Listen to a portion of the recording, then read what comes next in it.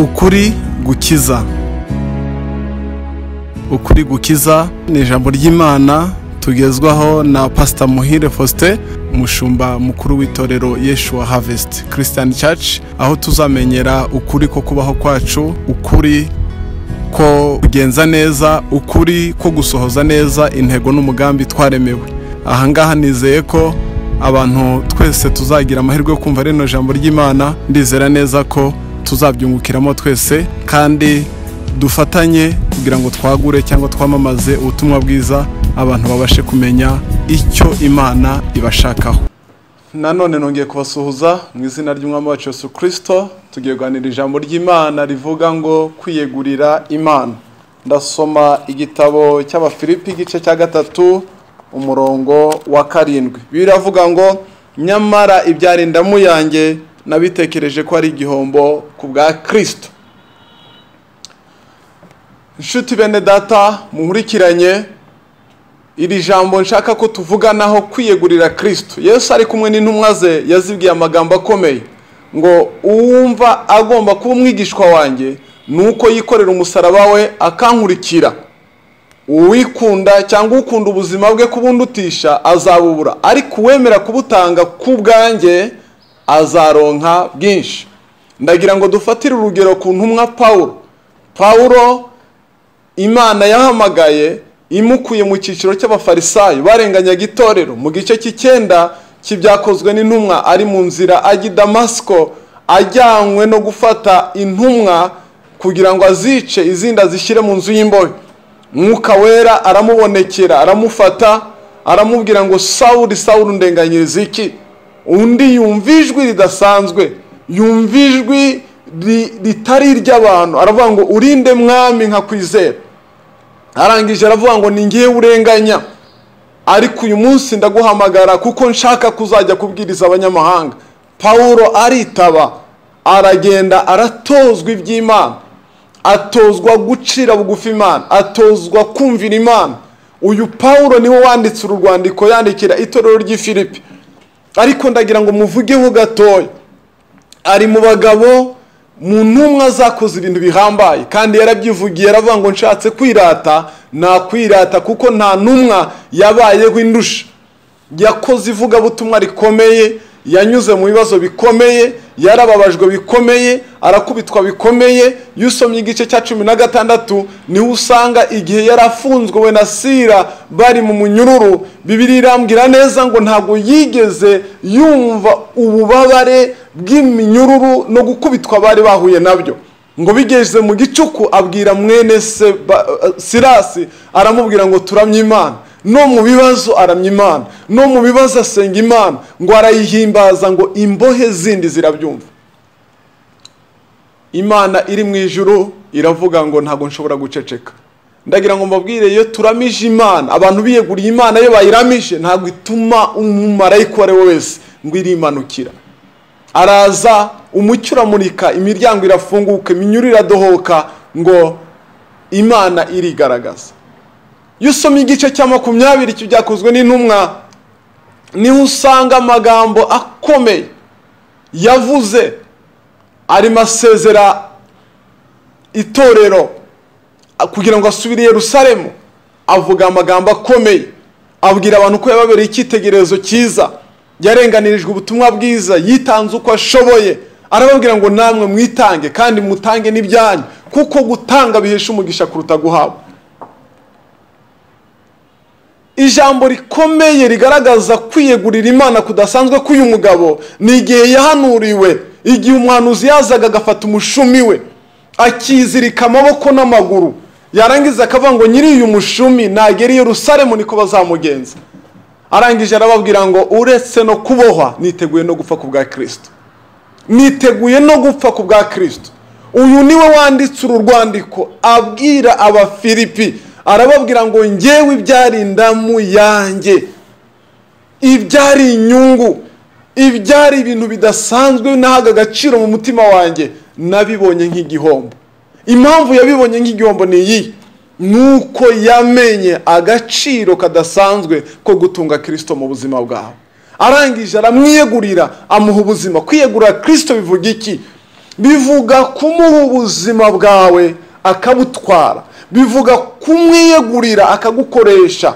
Niyo mpamvu mu magambo yagiye avuga Pawulo akomeye, yaravuze ngo njye ndi imbata y'Imana, ndi igikoresho cy'Imana, nkora iby'Imana ishaka, ntabwo ndiho ku bwanjye, nta nubwo nkiriho, ntabwo njye nibara nk'ukiriho, nibara nk'uwapfuye, ahubwo Kristo niwe muzima mu buzima bwanjye.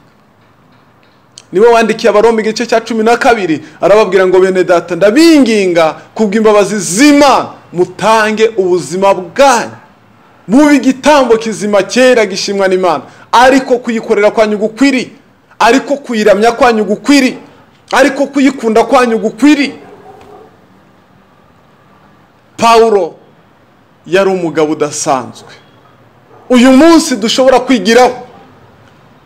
Ndimo ntekereza kuri aya magambo, nasubije amaso inyuma ndeba ubukristo bw'uyu munsi. Ubukristo bw'uyu munsi bwuzuye intege nke, bwuzuye ubunebwe, bwuzuye kwikunda, bwuzuye irari ry'iby'isi. Nabaza gusenga benshi ntago bajyayo kuko bakunze Imana, barashaka iby'Imana ariko babuze imbaraga zo gukora iby'Imana ishaka kugira ngo Imana nayo ibahe umugisha. Umuntu yumva Imana yamuvugaho amagambo meza, niyo mpamvu twiruka mu bahanuzi. Umuntu yumva Imana yamuha amazu meza, yamuha umugore mwiza n'umugabo mwiza, yamuha abana beza, ariko gukora icyo Imana igusaba kigasigara ari ikibazo gikomeye cyane. Pawulo aravuga ngo ibyari indamu yanjye yarakubiswe, ahura n'ibibazo bikomeye, ariko aravuga ngo kimwe cyo nibagirwa ibiri inyuma kugira ngo nsingire ibyo Kristo yamfatiye. Baramukubitaga akavuga ngo nubwo bankubita hari umunsi nzabona ibyiza. Niyo mpamvu yavuze ngo iby'amaso atarabona, igice 8 cy'Abaroma, n'amatwi atarumva, ibyo ntaratekereza mu mutima wanjye, n'iby'Imana ibikiye abayikunda. Agiye gupfa yandikiye Timoteyo aramubwira ngo maze kumera nk'ibisukwa ku gicaniro, igihe cyo kugenda kwanjye kirageze. Narwanye intambara nziza, narinze kwizera, igisigaye mbikiwe ikamba. Ntabwo nigeze ninya ibyo abantu bankangishaga kugira ngo ndeke cyangwa mve ku Mana. Uyu munsi murabizi abantu benshi biri kutuvana ku Mana. Abantu bari kuvanwa ku Mana nuko yahagaze mu kazi. Abantu bari kuvanwa ku Mana nuko batarabyara. Abantu bari kuvanwa ku Mana nuko abantu babanze. Abantu bari kuvanwa ku Mana nuko ategereje igihe kirekire umugisha yawubuze. Ariko uyu mugabo yarakubiswe, yaraboshywe, yarababajwe, ndetse n'iherezo rye agwa i Roma ahorwa ubutumwa bwiza. Nshuti y'Imana unkurikiranye, Imana irakeneye kuyiha ubuzima bwawe, Imana irakeneye kuyiyegurira, Imana irakeneye kuyikunda, Imana irakeneye kuyiha, kuko yakuremeye umugambi ukomeye.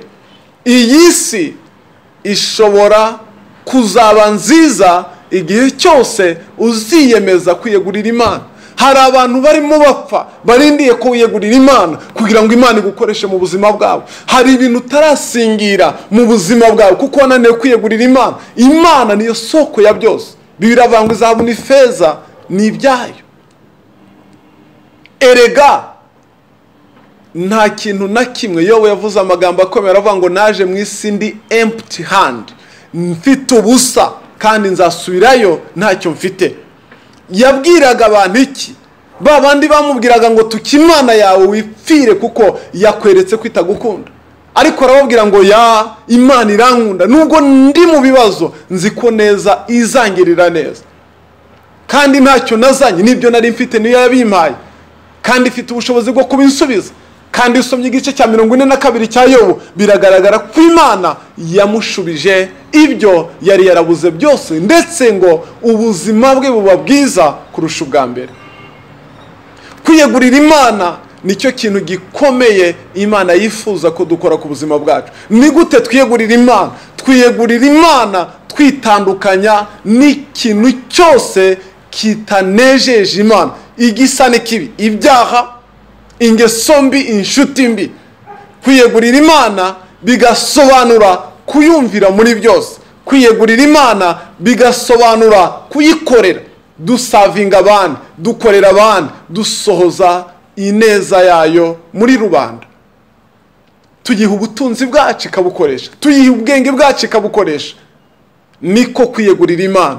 Kwiyegurira Imana ni ugukora icyiza mu maso y'Imana, naho cyakwicisha, naho isi yakuvaho ugasigara wenyine, ukavuga ngo byaba byiza gutandukana n'isi yose ariko ngakora icyo Imana yandemeye.